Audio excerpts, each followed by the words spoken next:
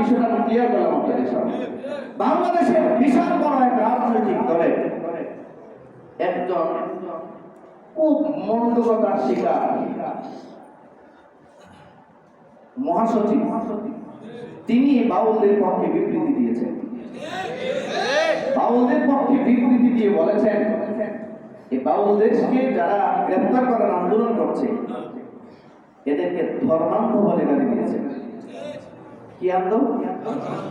মানে বাউলদের বিরোধিতা আমরা যারা করতেছি আমরা সবাই ধর্মান্ধ, আর উনি একমাত্র ধর্মের বিশেষজ্ঞ।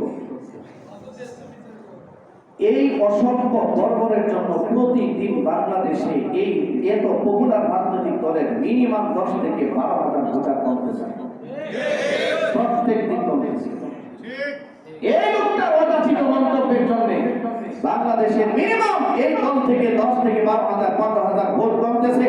কোন মুসলমান যদি এরকম মহাসচিবের আন্ডারে যে দল চলে এই দলকে যদি আমার হাতে ভোট দেয় এ ক্ষুধার্ত হিসেবে আল্লাহর কাছে বলে যায় না, আল্লাহর দরবারে এবং রাসূলের দরবারে আসামি হিসেবে গ্রেফতার হবে।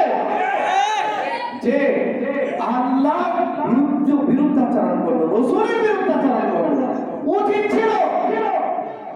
ছিল এর সর্বোচ্চ শাস্তি কামনা করা। এনসিপি নামে নতুন একটা দল হয়েছে, বাচ্চা কাচ্চাদের একটা দল হয়েছে। এই দল থেকে বিবৃতি দিয়ে বলছে এই বাউল টাউলদেরকে নাকি কিছু করা যাবে না। আপনারা জানেন এই বাউল আবু সরকার যখন এই আকাঙ্ক্ষা কাম করলো গ্রেফতার হয়েছে, রাষ্ট্র তার বিচার করবে। তাওহীদি জনতা, আচ্ছা আপনার বাপের যদি কেউ গালি দেয় আপনি না মানে, আমার স্রষ্টার যদি কেউ গালি দেয় আপনি কোন জায়গায় কে? এটা কি আমার দেখার ব্যাপার? আমি তার প্রতিবাদ করবো না? আমি মিছিল করবো না? আমি আমার ইমানের সর্বোচ্চ প্রদর্শন করবো না?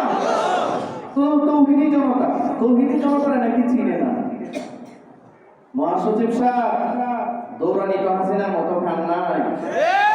দৌড়ানি খাইলে তাওহীদি জনতা কি জিনিস বুঝবেন? দৌড়ানি খাইলে বুঝবেন এই দেশের তাওহীদি জনতা কাকে বলে। দৌড়ানির পথ কিন্তু ভুলেন না। অতিরিক্ত মারামারি করতেছেন আপনারা এই দেশের মধ্যে, অতিরিক্ত মারামারি করছেন। বিশ্বাস করুন আওয়ামী লীগের সময় আমরা মাহফিলগুলো থেকে যে ধরনের নির্যাতনের শিকার হতাম এখন এর চেয়ে বেশি নির্যাতনের শিকার হচ্ছি। ও বন্ধ করে নেতারা এসে মাইক নিয়ে বয়ান করে। কোন নেতারা বয়ান করে? এই চুরগুলোকে তো আমরা চিনি। 14 বছর আমাদের দেশটা স্বাধীন হওয়ার পরে প্রত্যেকটা টানে দেশটা দুর্নীতিতে চ্যাম্পিয়ন হয়েছে বিশ্বমঞ্চে। আপনারা জনগণের সামনে মাইক নিয়ে কথা বলেন, লজ্জা করে আপনাদের, ঠিক কিনা? তোরা বলেন আরে লজ্জা যখন মানুষের না থাকে তখন মানুষ এই কাজগুলো করতে পারে।